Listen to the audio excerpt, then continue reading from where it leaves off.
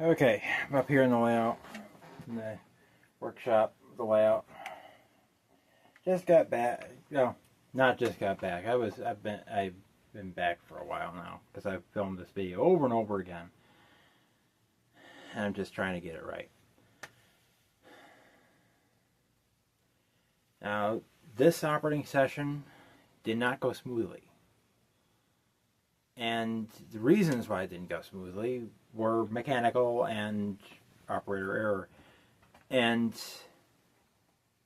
not only operator error, but the points I'm going to make. Now this was a cart. Now every layout I've done has been switchless, whether it's JMRI or some switch list that somebody came up with, or if it's pre-planned out ops that repeat over and over again, like Mike Pizak's layout. It's just these two cars get switched for these two over and over again, and that's it. Now,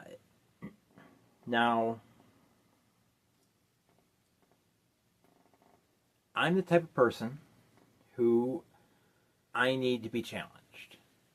The toughest jobs is the jobs for me. And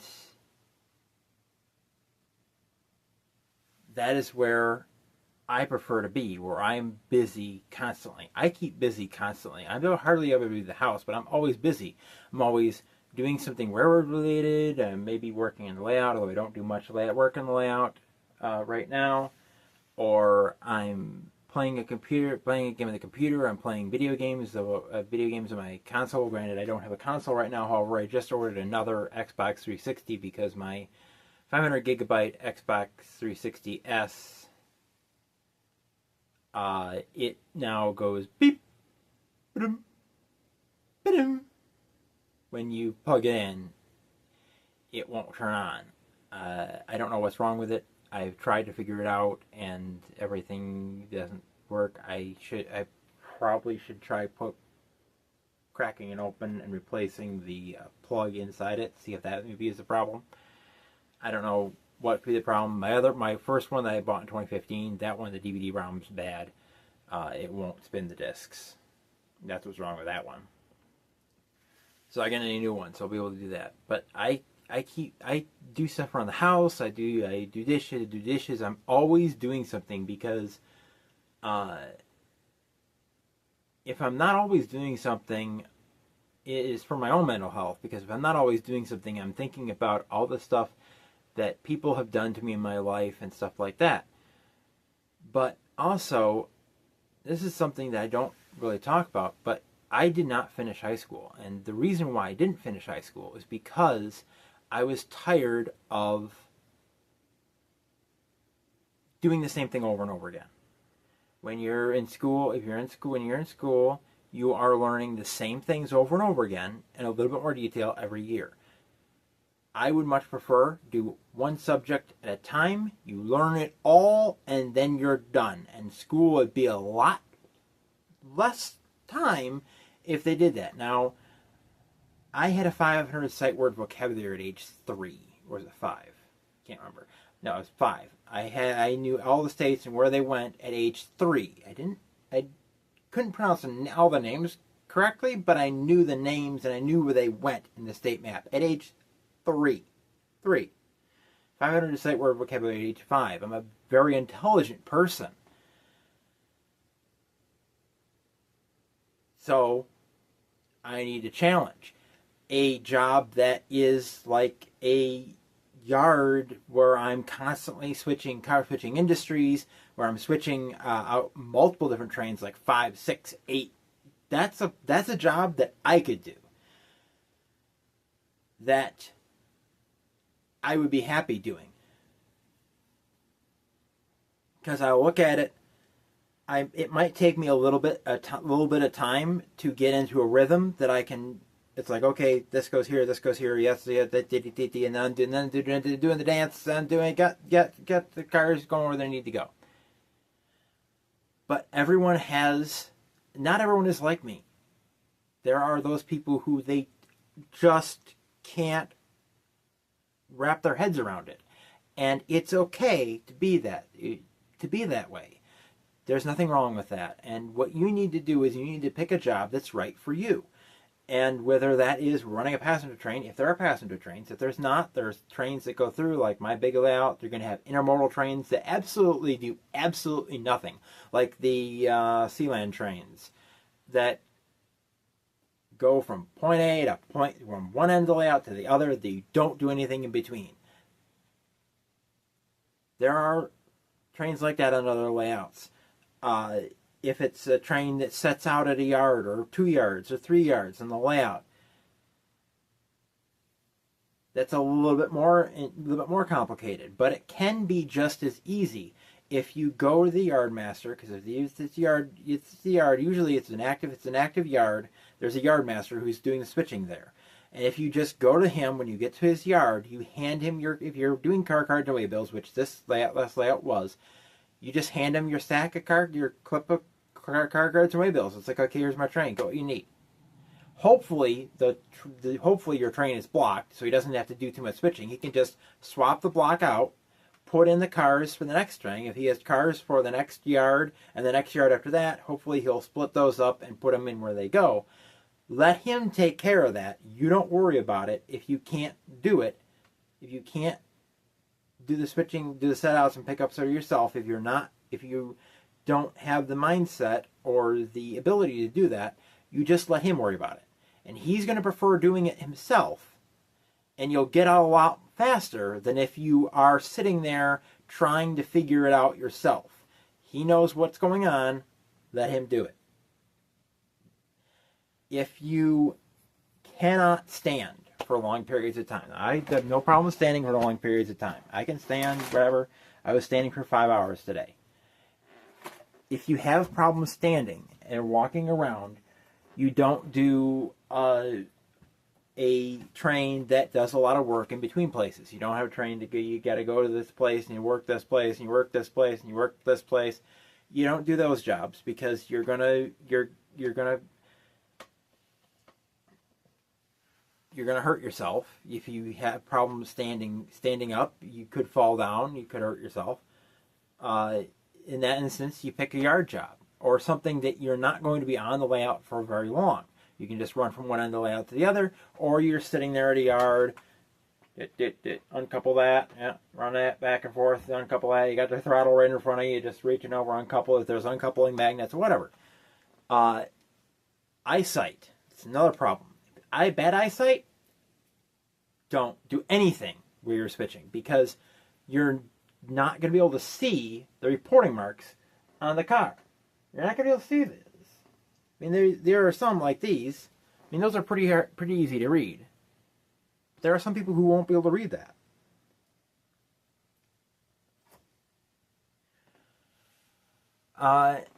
If you can't read the reporting marks, don't do something where you need to read the reporting marks. It's actually common sense, but there are some people who they try to challenge themselves and then they get frustrated and they can't do it and they just keep trying and they keep trying and they're just more frustrated and they can't see anything and they're snapping at people, and that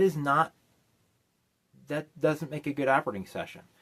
And that is when you just need to ask for help or ask to switch. Or just not do that job. If you know your limitations and you know what you're capable of, you want to challenge yourself, that's fine. But make sure that if you can't do it, you can switch out. And I had points that I tried in another video, it didn't work out very well. But this one I'm going to do, flexibility. And this is for the owners to be flexible enough to work around someone who ends up getting in over their head, and it's like, okay, calm down, just settle down. It's not that big of a deal. You go sit down. I'll take over your train, or I'll find somebody else to do it. I'll switch you with somebody else. Somebody else is doing it through a train. They might be able to handle something. We'll try it something else. We need this train to keep moving. That's the most important thing. You're getting frustrated. You just sit down And you, as the operator, the operator needs to have the flexibility to say, okay, all right, yes, I can't do this. You also have to have the flexibility to do things in a way you don't want to do them. You want to do it this way. You want to take all these cars to this place when they need to go back that way. And you're going to go going that way. We need the flexibility to say, okay, well, these go back that way. I don't need to take them that way. Even though it says to pick up everything and take it that way, I need to just use my own mind and do what's best for that endpoint and myself. Because there are times where you're going to be going into a place where you're going to be picking things up and saying nothing awesome. You have the option to set off things at a siding, and then you get and you don't, and you get into a place that has limited space, and then you're like, oh snap! Now I have too many cars with the space, and I don't know what to do with them. I should have left them back 20, 30 miles that way.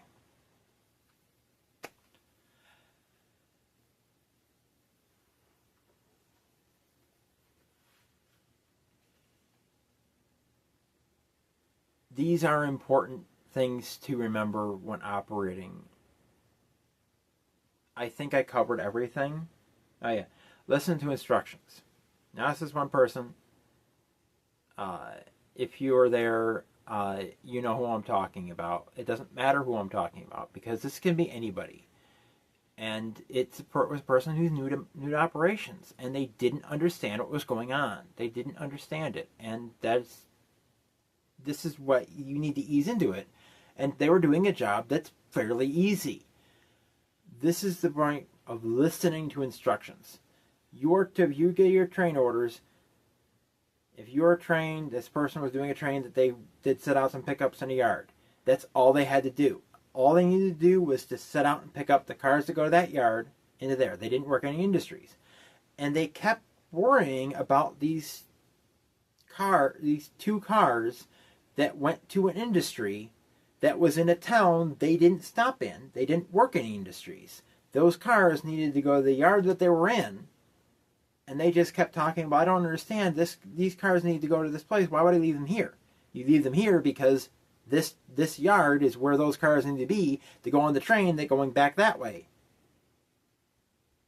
That's going to come in and go pick up those cars, and they're going to take them back that way, and they're the ones that do all the switching in between. You don't need to worry about that. And that is when you say, this is when brain goes, boop, shuts off, mouth closed. Okay, that's it. I know what I needed to do. Listening to instructions. This makes the layout move along. I need to just stop worrying about what I'm told to stop worrying about. They know what they're doing. They understand it better than I do. I need to just let them do it the way it needs to be done and not worry about it. Set out those cars. There you go. Get your cars that you're taking and get out. Get out of their way. Listen to instructions. You have train orders for your thing. Follow those train orders. Follow what it says to do. Most of every layout operator, every layout that has operations, at least as far as I know, they tell you exactly what you need to do. They'll have like a sheet for that train that tells you what it does and stuff. You need to listen to those instructions. You need to follow those instructions and not go off thinking, well, I can do this. No. Your train does this. You do this. You don't do this. That's how you keep the train. That's also how you keep a railroad flowing. You prevent people from pulling their hair out. Heard a weird noise, but I think it's somebody's stereo. You keep people from pulling your hair out. You keep people getting frustrated. You keep yourself from getting frustrated, and it's a lot better for everyone else involved. That's the points I have to make for this video. I think I made it clear. This, of course, is not to be mean to anyone that was operating. It's just, if you see this video, this is how you fix what you did wrong. If you think I'm talking about you. If you don't, there. But this is not necessarily for the people I was operating with. It's for everyone. I have 397 subscribers as of this point, and these are people from around the nation, some other countries. This is information. This is lessons for everybody and instructions for everybody, and how to do things so that you don't get frustrated, other people don't get frustrated at you, and things work smoothly. Because if you have a layout that's a small, confined space, that things need to work exactly how they are set up to work, you need to follow these points exactly, and everything will be fine. So that's it. Now we're going to see some of Jim Fairbanks' layout, and there isn't much of my working because I was doing my switching. I could have recorded what I was doing because I wasn't doing much, because there wasn't much to do, because it wasn't working the way it was supposed to work, because everything was there was locomotives were malfunctioning. My locomotive kept cutting out. Another locomotive kept cutting out. The railroad kept shorting out.